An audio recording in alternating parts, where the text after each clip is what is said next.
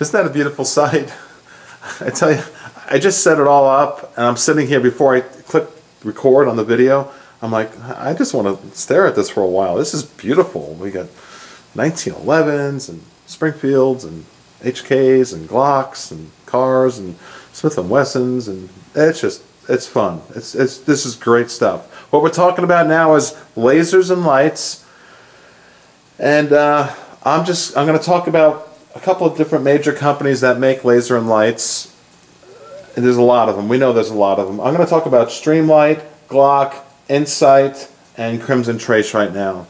I'm going to tell you what I like and what I dislike. What I'm asking you to do is to interact with me, and not really me, but all of us, all our friends, the whole community we have. We have our own big, huge chat room now. So put your comments in there as to your experiences with the type of lighting and laser systems we're about to discuss and look at closely here and analyze, because I want your input so I can learn from you, and all of the viewers, all of our friends together, we want your input, so let us know what to purchase in the future. Let's start on the left. Alright, I'll zoom in on that Glock 29 10mm, the most powerful Glock made. That has a Crimson Trace aftermarket, as you can tell. They're pricey, those Crimson. I'm not going to quote prices, but they're pricey. They are pricey. Now the negative is it's a little bulky when you hold the grip and you go to the range, you go shooting with that. It's a little bulky, so keep that in mind. I'm telling you the negatives. The positive is you can carry that easily in the holster. As you'll notice, that 29 does not have a rail. Okay, I would recommend, it's just me, tell me your thoughts. I would recommend getting a 29 like this one that does have a rail, just because it gives you options. Options are good. If you don't want to put a light on it, you don't. If you do, you do. But that's, you know, just an idea. But let's go back to this one. This is just fitted with a Crimson Trace laser and point and shoot. Don't worry about the sight so much. You just got your laser, hit your target.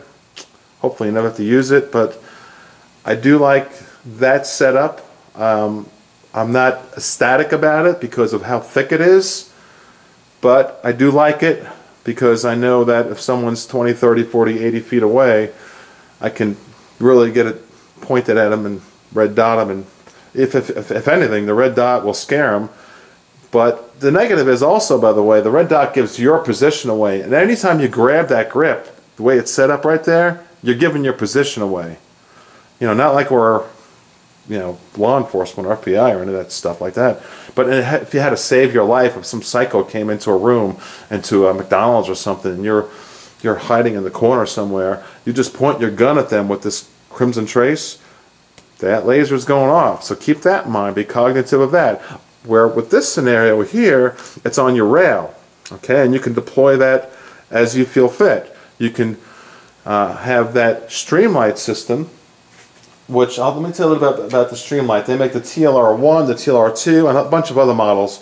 We're talking about the TLR2, hence the word 2. It is a laser, it's a light also. It is only on the rail, so when you grab the grip, it's not going to go off. It's up to you to flick your index finger and do either just a laser or do just a light or do laser light and just strobe. I'm not going to go through all the functions because it's just simple, Simon. You read the manual in 5 minutes, you're up to speed on it. So you have all those options. I kind of like that setup there, but you have to think about holstering that now. And what I do is I get my holsters custom made from Black Hills leather, and beautifully it fits right on your side perfectly. It's a big package to carry, though, when you're carrying a light laser on the rail like that. So I kind of, to tell you the truth, when I'm carrying a light laser, I'll only do it at night on the rail, only at night, and in a pouch, and that's only in certain odd circumstances where it fits that setting. So I'm just giving you ideas for all of us to talk about in our forum and discuss. What do you think? I mean, what do you think? Should you put it on the rail? Should you put it on just the grip and just have a laser? Here's the Glock. Now this Glock has both. I kind of made a mistake with this. I put just the light. That's a solo Glock light, and Glock makes super high-end stuff. The Glock, let me tell you about the Glock lights. Now this model is not the model I should have purchased. This is just a light. What you want to buy is the Glock model 21 or 22, which is both.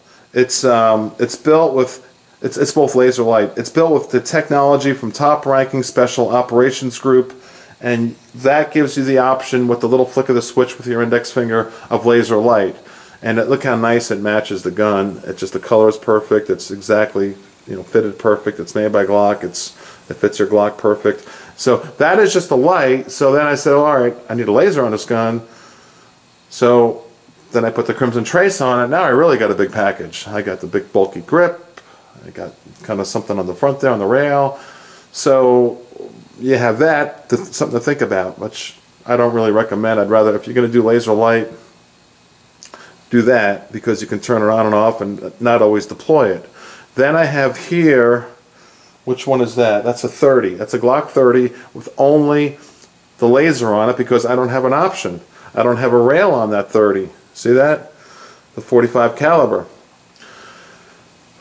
But I like that. I do carry that one a lot, and like I said, just keep in mind, every time you, heaven forbid, you had to point it at someone, you're not just pointing your gun, you're pointing a red dot going across wherever you're pointing it, and your position's given away.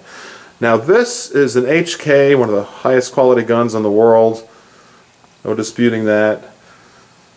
First company ever to make a polymer gun, and that laser and light on there is made by what's a company called Insight.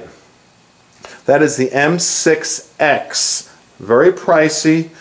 125 lumens. It's designed for special operations. This is like a military grade, the most rigorous conditions, and can survive the harshest environments. Very high quality. It'll go 66 feet underwater and still be okay. But I don't plan on going scuba diving with my gun. So the point is, it's very pricey. So I would tell you to shy away from Insight M6X. It's very high quality, it's excellent, but it's expensive. You know, unless you're truly in the military and you're going to really utilize all the quality that's put into that light laser, then it's okay. But for the price, I think you're better off going with Streamlight. That's just me. Ideas. Here's a Streamlight here on this Springfield XDM, and let me walk up there to see the letters. Okay, that's a 2S, yeah. So that's the 2 is both laser light, and what I do sometimes is I have a special holster for this. I love that Springfield, man. Those XDMs are awesome. The polymer on that is so thick. When you hold a Glock without the rail on it, and then you hold a Springfield without the rail on it, and I'm not saying I like one better than the other, I'm just telling you, this is real. This is just how thick it is. Springfield's really thick compared to the polymer, compared to the Glock.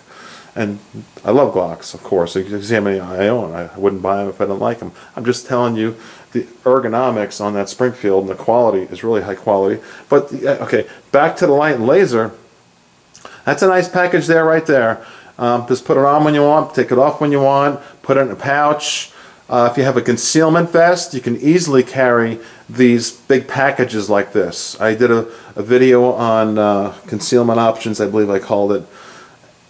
And you can easily put this whole entire package, even without a holster, because it's all like velvet inside, and you don't have to worry about scratching up your gun. If you have one of those nice vests, those concealment vests, which I buy from Sportsman's Guide, those concealment vests are just really perfect for a big package if you don't want to think about a holster.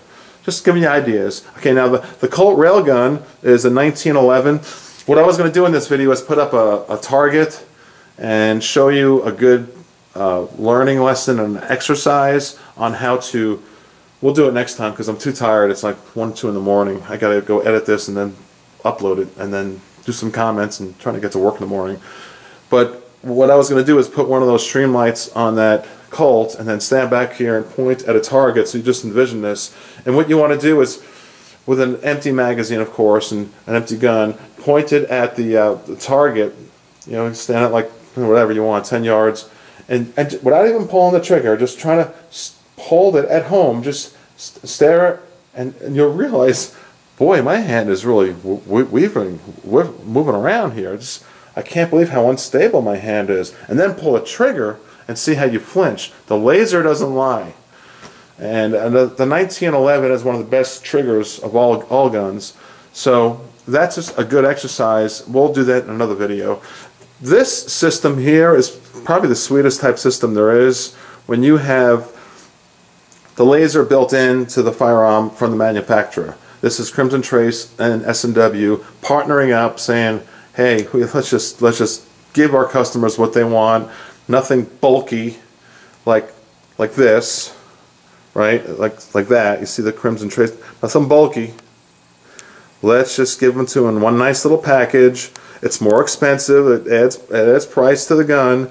But after you get over that hump and pay for it, but you'll be happy for the rest of your life having that laser built in. Now remember, when it's built in like that, whether it's this S&W or this car PM40, when you pick up that gun, your laser's going to deploy, because it's just your hand has to touch it.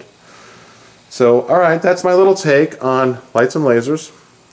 Let's talk to each other, not necessarily to me, but talk to each other as like a forum here about lights and lasers, and then I'll do a better video, phase 2 on this, when I see all of your comments about practicing on a target with dry firing, whether you use snap caps or not, depending on what gun you're shooting, whether you own one of these and you've had experience, and if you go to the range, that's another thing. When you go to the range and use a laser, you'll really realize, boy, my hand is shaking here.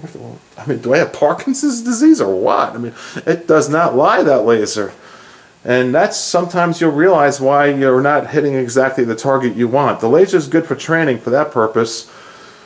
Alright, I said a lot in this video. None of this would even be possible. I honestly do not believe that these firearms would be on this table if it were not for the NRA fighting for our rights. And for me to come travel throughout the country next year during the elections, I need all of you to join the NRA. You need to PM me, by the way, so I can keep account of who's joining, so I can, hey, call them up and say, hey, I got 10 subscribers this week, or whatever the number is, 20 subscribers, 100. That way, we can really help fight gun laws.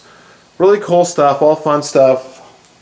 What else can I tell you except, you know how much I care about you, and I want my videos to be fun and enjoyable. I want them to enhance your day, the way you enhance my day with your kind comments. But I want you to comment to each other on lasers and lights on this video. So that way, when my second time I do the video, I can come back in and go, bang, this is what everyone wants to hear. Alright, checking out. It's very late. It's almost 2 a.m. And I'll go edit this and put it right up there and do some comments, type some comments back to you guys and ladies and friends. I care about you a lot. Thank you so much.